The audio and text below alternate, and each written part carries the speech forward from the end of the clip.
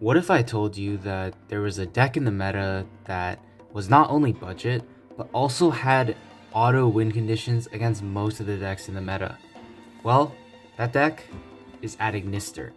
So what is up, guys? This is Tcg Sam here, and in today's video I'm coming at you guys with an Ignister deck profile for the new May/June 2022 format. I'm going to be covering some budget options that you can play in the deck as opposed to like some of the cards I'm showing. But yeah, if you play everything in lowest rarity and play certain staples, like this deck is very budget friendly. The fact of the matter is, like, a lot of decks just have trouble outing this deck's boss monster, and you're always going to have a way to get rid of your opponent's single out to it. So yeah, a lot of the times, like, if you're able to set up like your one card combo going first to set up your unbeatable boss monster, like your opponent's just not winning the game. So yeah, let's just get straight into the deck profile. We're starting off with the starters: 3 copies of Ichichi, 3 Picari, 3 Imiyu, and 3 Silent Mining. So essentially all of these do the exact same thing in that they get you another monster. Picari indirectly gets you another monster because you search Imiyu, and then Imiyu gets you another monster. Chi on summon grabs you a monster, and of course Silent Mining grabs you that monster. These are all like your one card starters that allow you to set up your full end board with your boss monster plus a Danmari in the graveyard to negate something, and all of them give you follow-up for the next turn too, which is the great thing about this deck. You don't have to commit too many resources to actually building your board, plus you get a resource back all the time to be able to play next turn and kill your opponent. So definitely have to max out on all copies of these. These are very good one card starters. Next up for the other Ignister cards slash the extenders, so 1 Doyon, 1 Doshin, Bururu, and Gachiri. So Doyon is probably, like, I would say the best one aside from like the starters, just because it gets you so much advantage. When you're able to summon it, you're able to grab one of your Ignisters back. When it's sent as a link material, you grab one of your AI spells and traps. So this helps you keep extending your plays by grabbing back your extra monsters to summon off island, and it grabs you follow-ups from the spells and traps. Doyon's, I think, only ever needed at 1 because you always have a way to bring it back past turn 1 with a card like Picari. Picari can search all the reborn spells, which let you summon back the Doyon, and then the Doyon can get its effect. So I don't think you want to play more than 1, just because it's not a starter on its own. Bururu is just the engine requirement for the combo, dumps Danmari to the graveyard and sets up Pegasus. It's a very good card. And then 2 Earth Extenders, I really like these two. The reason I'm playing this over the Water one, even though the Water one has a slightly more relevant effect, I like having this option just being able to search it off of Imiyu, because you can't search the Water one because we don't have a Water extra deck monster. But yeah, these two, just great extenders. Gachiri is very good, makes your guys unaffected. So if you can't kill your opponent somehow with access code, it's pretty much just not dying. A 5300 monster that's unaffected by card effects, like, your opponent is probably not killing that, and then the next turn you can just finish them off with the access code. But yeah, nonetheless, these are just great extenders. That's it for the monster extenders. For now, for the other extenders, 3 copies of Island, 1 copy of Terraforming. You definitely do have to max out on this. This is kind of like the main focus of the deck, is to get this into play to keep summoning Ignisters from your hand. This lets you keep playing after your initial normal summon, and makes it so you're not as reliant on your normal summon. You do definitely want to draw this card with an Add Ignister card, so definitely want to max out on these. It's also because your people who know how to play against the deck will usually save their hand traps for the Link 1, which searches this, so having access to more copies of it to hard draw makes it a lot more likely you'll be able to keep playing through hand traps.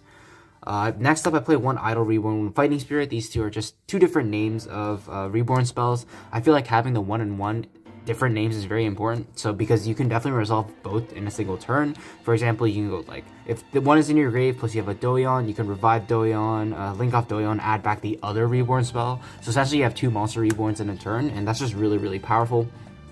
So yeah, you definitely want 1 and 1 of the Reborn spells. I think this is a perfect number. That's it for the engine cards. Now for the defense cards, and this is where I'm going to be talking about like some of the budget options you can play. So the ones I would personally play are these 15 going second cards. So 3 Ash, 3 Crow, 3 Imperm, 3 Talents, and 3 Droplet.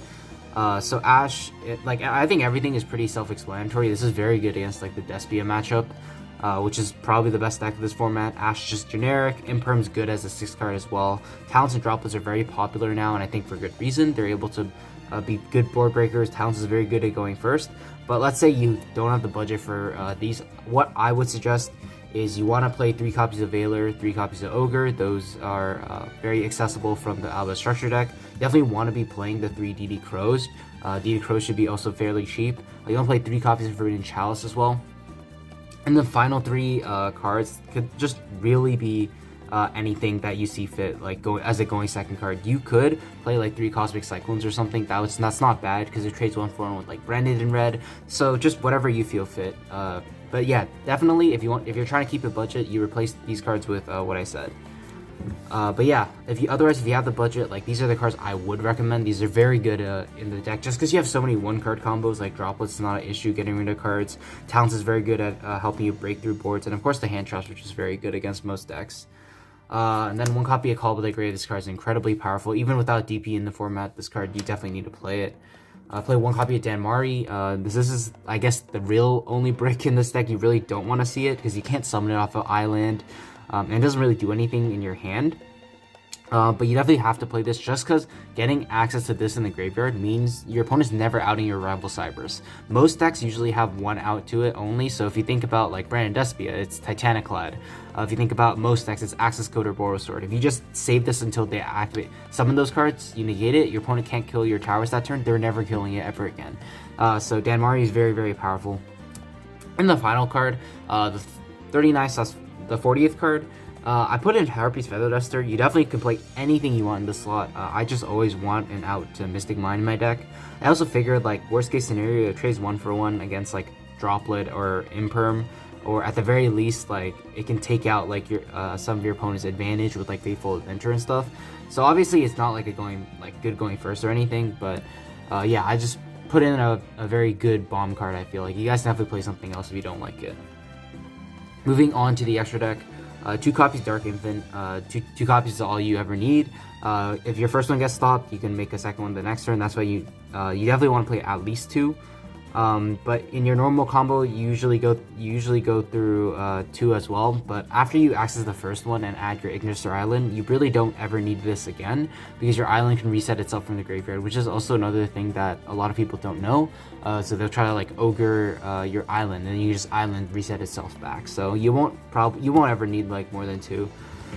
The other Link one, I play 1 Link Revo. I think it's very important in this deck to have a Link one that points down and one that you can make super easily. Link Revo is honestly really good because of the trap negating effect that comes up more than you expect. So from my experience against like a branded player, if I summon this, I stop their branded banishment. Against like trap decks is also very good, trading 1/1. It also lets you dodge a card like Skill Drain with Wind Pegasus by attributing it off the board.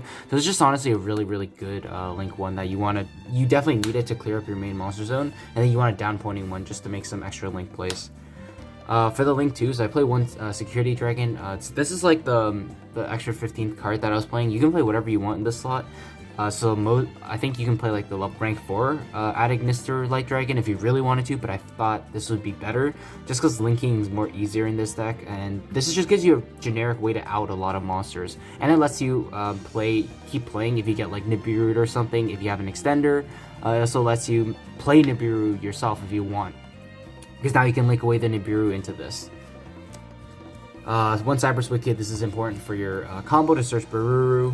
Going second also has some very cool applications where it protects the things it's pointing to. So if you're playing into a board with like popping effects or something, it can be very important to protect it with that. But mostly it's just a combo piece. Next up, Double Splash Mage. You definitely want 2. You go through 1 in your regular combo, and the second one's there just to help you climb up into like Transcode Access Code again. To kill your opponent, you definitely want at least 2. This card is such, like, honestly, one of the biggest reasons to play this deck is the generic Cyberspool in your extra deck. Like, this is one of the best, like, Link monsters, in my opinion, out there, just because it's so generic and is able to bring Cypress monsters back. 1 Update Jammer, this is for OTKing. It makes this so you just very easily OTK your opponent, like, with anything. You definitely need to play this card. Next up for the Link 3s, Dark Templar. Dark Templar is very good.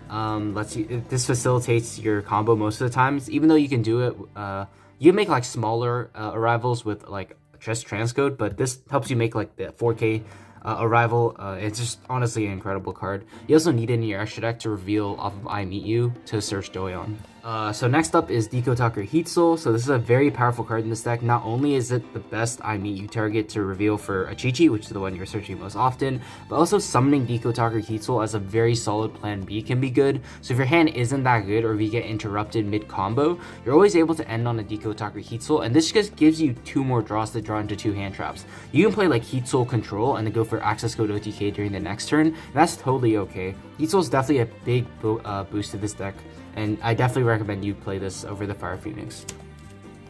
Next up, double Transcode. So I'm a big fan of like these reborn Cyberse Link monsters. I think they're incredibly powerful. This you don't go through one in your combo most of the time, but having 2 is very good just because in the grind game it helps you so much to be able to just bring back big bodies from the graveyard to link climb, and of course like Transcode itself just applies a lot of pressure. Your opponent can't target the thing it's pointing to and itself, and of course it gives everything a 500 boost, so it's very, very strong card. Of course, you also need one to reveal for your Earth at I Meet You target. Next up, 1 copy of Access Code. So I think even if you're playing the budget version, you still probably have to play this card. This card's just so good at OTKing your opponent, but if you absolutely cannot afford it, then you can play something like Topologic Bomber Dragon, you can play Mech Knight Crusader Avermax. Those are all okay options, but like they're all just a league under Access Code Talker, so I'd recommend like you definitely like pick this card up if you're trying to play this deck. This card is such a powerful card. 1 copy of Rival Cyberse Ignister. This card is insane.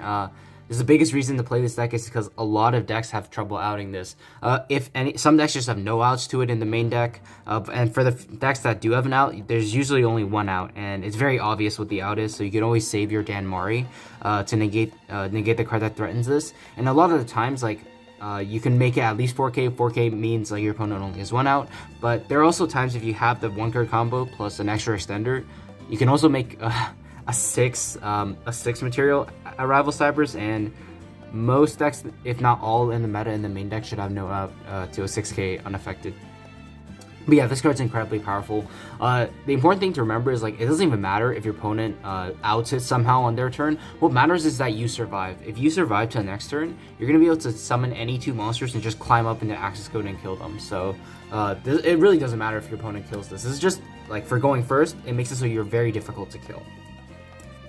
Finally, 1 win Pegasus at Ignister. This one's very good with Baruru.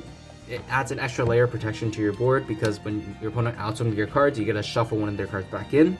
I also found myself summoning it a lot going second into like back row, and it's actually really good. It's a really sticky monster just because if they out it, like I said, it has that grave effect to get rid of your opponent's cards. So yeah, that's gonna do it for the deck profile, guys. Let me know what you thought about it in the comment section below. I hope you guys enjoyed the video. If you did, once again, let me know in the comment section. And with that being said, I just want to thank you guys so much for watching, and I will see you on the next one. Take care.